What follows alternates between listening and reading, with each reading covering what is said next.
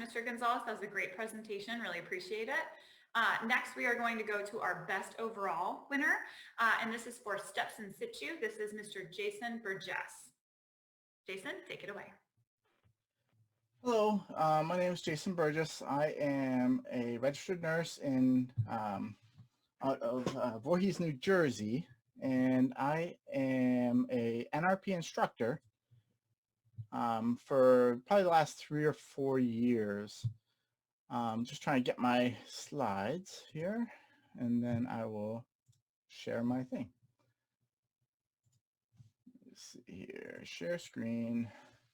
Let's hope this this works because in test, share sound.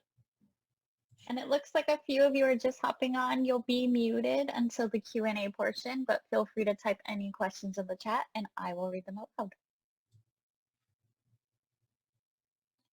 Okay, so let's see here. All right, did that work? Yes. Good. All right, so first of all, I have no disclosures, nothing to disclose. I am the creator of Steps in Situ. So thank you very much to IMSH2021, Simventor Review Board, SSH, and most of all, the opportunity to have this platform to promote innovation in both education and simulation. It was last year at IMSH 2020 in California that I first encountered the Simventor Showcase, and just 3 weeks prior that I first heard about this community. I was showing one of my colleagues a prototype of what I was working on to help with NRP simulations and asked him if he'd ever seen anything like it. I was planning on moving forward to hiring a team to build this, and I wanted to make sure that I was not copying something that's already been done. He suggested that I come to IMSH, and I was like, when is it? His response, in 3 weeks.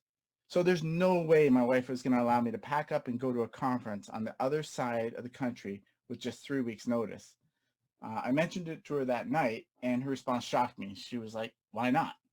So it was at IMSH 2020 that I got a taste of what simulation truly was. It was my passion. So I met so many cool people, saw so many cool things, nothing like I was working on, unfortunately. So as soon as I returned from my trip, I was ready to continue my journey. So to really, hold on here, to truly understand what Steps in Situ is, you must know where it came from. So briefly, I'll go over where we came from, where we are today, and what we have planned for tomorrow. So Steps in Situ's concept came to me about 3 years ago. After instructing teams during the megacode portion of NRP, I saw there were times where the teams would go way off script in their decision making and would need to be corrected before moving on or even needing to restart the scenario. I thought to myself, this is not realistic. This is not simulation. This is more like guided instructions. So I created a series of flashcards which would allow me to jump to the responses based on the actions the team would perform. This was great for me because I wrote them, but others wouldn't be able to jump to the responses fast enough to keep up. So I needed a better way to do this. Cards turned into hand-drawn diagrams mapping out possible actions. That was better, but you know what could even be better than that?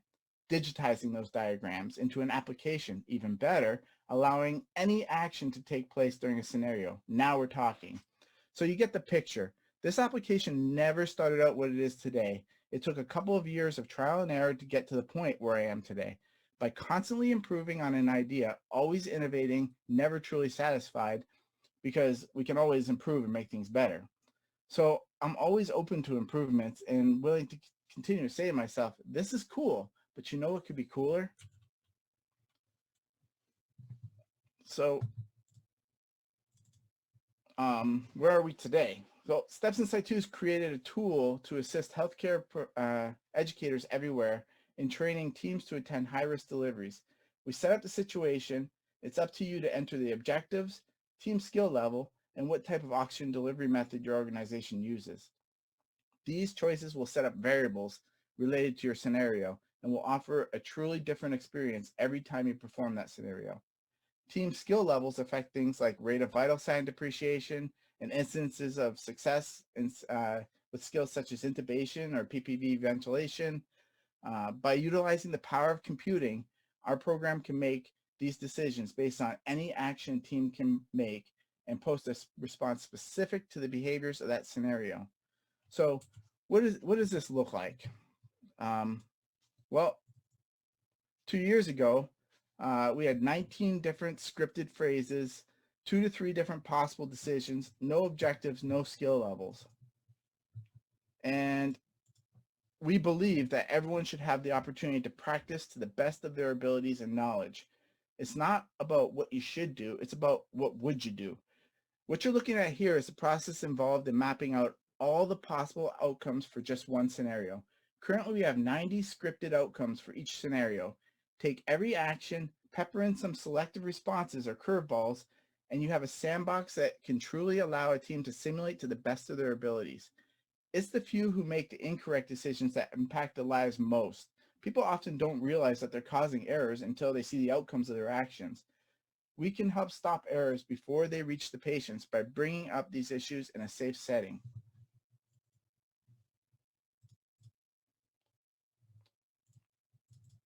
So now we'd like to show you a quick demo of some of the features in the first release of Steps Inside 2. I hope you enjoy. This screen is where we will pick the scenario and team skill level. Team skill levels affect things like how fast vital signs will depreciate or how often you may be successful with the outcomes in your intubation attempts or positive pressure ventilations. We want to create the scenario to challenge but not overwhelm. A team who has very little experience in resuscitating a neonate would be able to focus on the correct steps if they knew the program would be more forgiving of the outcomes. Objectives are specific to the units they are designed for. For high-risk deliveries, the objectives focus on initial resuscitative measures. Other units in the future will have objectives ideal for the situations they were designed for. Once the objectives are met, the patient will stabilize and the scenario will conclude. A pre-briefing gives the team key information which sets up the scenario. This also provides hints to the best possible course of action. Before we start the scenario, the team has time to set up their dashboard. For high-risk deliveries, the only option currently is to set up your oxygen settings. Using bidirectional data communication, the information feeds back to the facilitator's tablet, which in turn affects the heart rate and the saturations. This two-way communication allows for actions to be performed and feedback to be received. Currently, we can control oxygen settings from the remote monitor, but think about the possibilities this application can provide to drive our simulation experience.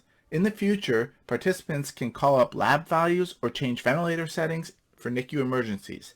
Defibrillators can be included, bedside lab draw results. You get the idea. Computers can allow us to give an unlimited number of possibilities.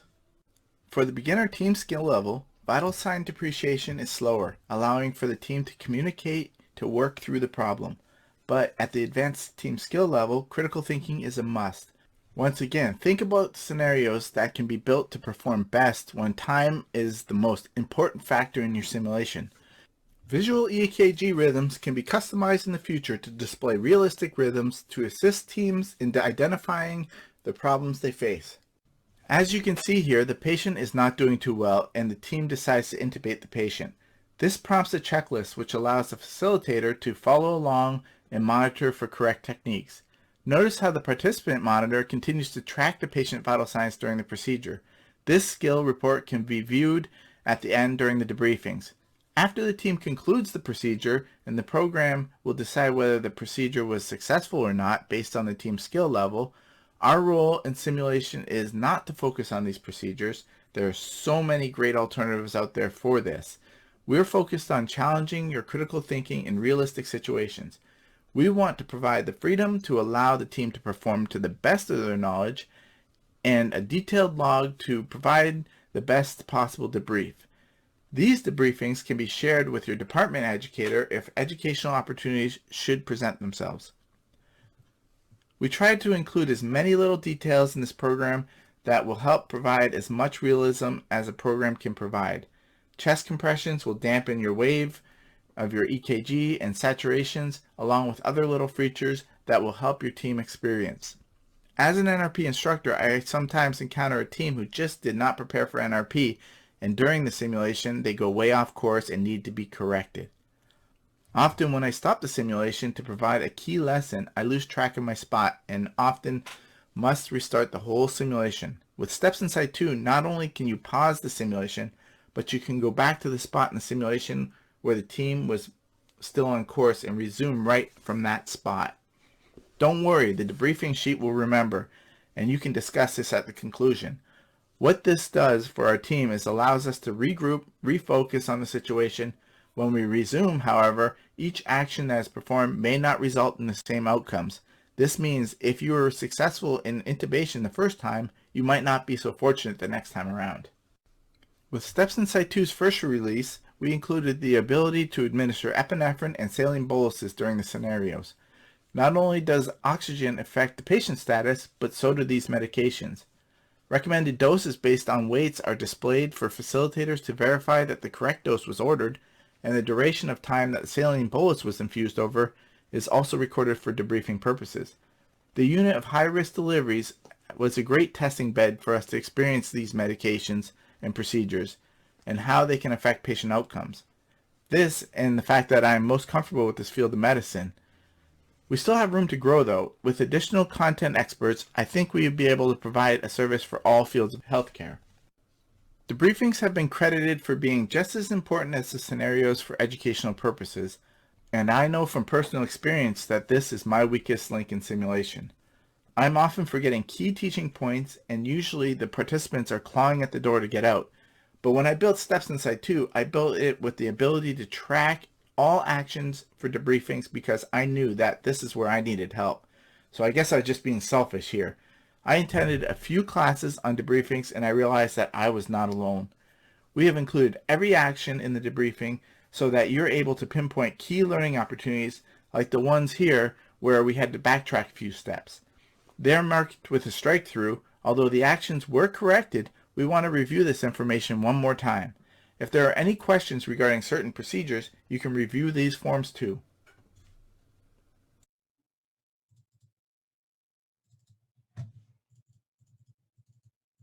All right, next. So you can watch the full demo of that scenario in the Simventor Showcase at IMSH2021 Connects. On completion of the scenario, the facilitator can save and upload the debriefing to the Steps Inside 2 website, where they can log in with their own accounts and to keep track of the scenarios that they facilitated. Organizations can create their own accounts, and each employee can review the debriefings in the scenarios they completed. These debriefings are available right after they've been submitted. Facilitators can forward reports to the educator right from the app, and the educator will receive a link to the debriefing if there are any needs for remediations. Our purpose is to provide a safe environment for learners to challenge their critical thinking skills. Steps Inside 2 can help with that by allowing learners the opportunity to review their debriefings and be able to identify where they can improve. So bidirectional data flow and using cloud computing is a key component, and this allows for so many possibilities in Inside 2 simulation. A team can view lab values from the bedside monitor, which may give them clues to work together to solve a problem. The ability to perform cardioversion with the press of a button. The screen can change to display a device to allow them to dial the dose, perform the shock.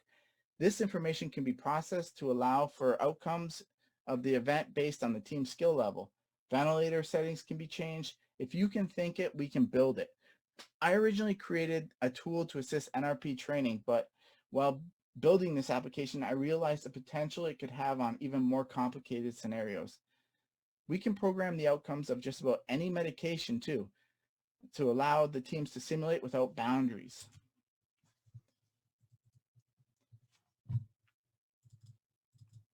So with Steps Inside 2, we can all work together to create a new level of realism with unlimited potential. My profession as a neonatal nurse has provided me with a lot of experiences in high-risk deliveries and neonatal emergencies. With the right content experts, this application can be very useful in every field of healthcare. Lastly, I would like to mention that this would not have been possible without the team over at ChopDog who helped me bring this vision to life. We are announcing today that you can download Steps Inside 2 from the iTunes and Google Play Store and give us a try. You can go to stepsinsight2.com to sign up for a free account and assist you with all your high-risk deliveries. Thank Any you. questions?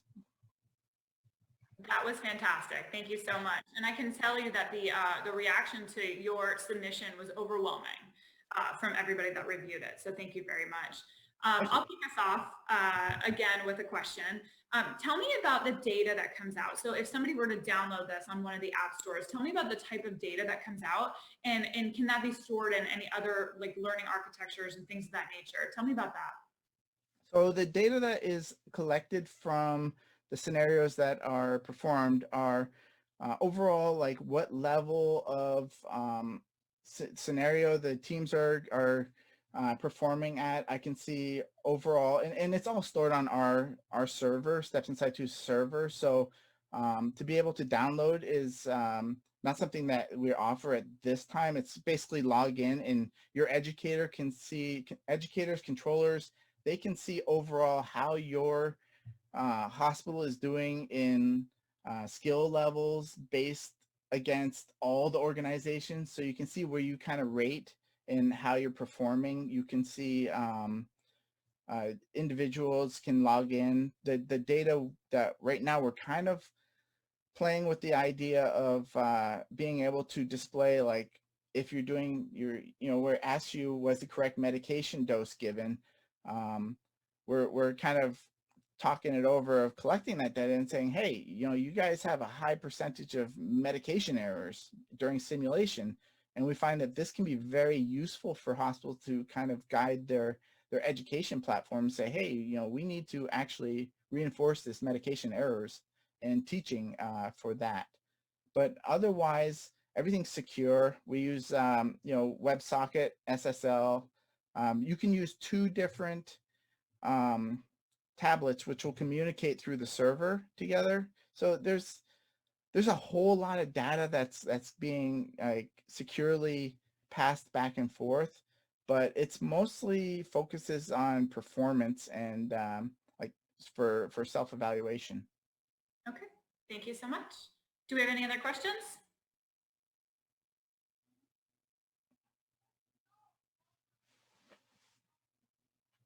I have a comment from our SSH staff. We're really excited to hear your story about going to IMSH last year. It's fun to hear what sparks your intro into simulation, and we're excited that we were a part of that. Absolutely. Actually, I met a gentleman, Russ Metcalf, at the convention, and I read some of his articles, and I was intrigued. So I met him, and I was like, hey, you want to see something kind of cool? And he looked at me, he's like, how are you gonna, like, how much is it? Yeah, I said, well, I want to make it available as free as possible because I want to put like the value that I can offer in something will put considerable value into the hands of practicing places, especially small hospitals who can't afford sim labs. They can perform with, all you need is any mannequin and a couple of tablets, which people have, and internet. And you can perform like simulation, in Site 2 wherever you want. So I wanted to bring that to hospitals. I would love to make all the scenarios that I've created available at no cost, but obviously, this endeavor is I want to keep providing. I want to keep providing new scenarios and getting in.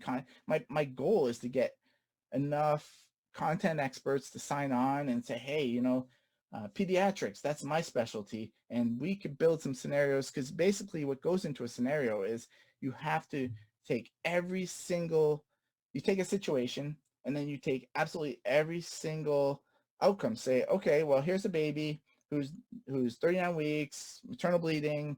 Here's the situation. Now, what would happen if you gave positive pressure ventilation? Okay. What happens if you turned up the oxygen? Okay, and you dial it in. What happens now if you put a chest tube in? And then you go, okay, well, let's script that. Let's say you put a chest tube in a baby that doesn't need a chest tube. You have to script everything. And it's all about realism. Like, I've instructed courses where, the team is just like, oh my goodness, what's going on here? But the show should go on. The show has to go on, because that's when you sit down after and say, okay, this could have been real, and this could have been a real problem in the same respect. So there's a lot that goes into each scenario, as you can see from that one image of Yeah. all the wireframes.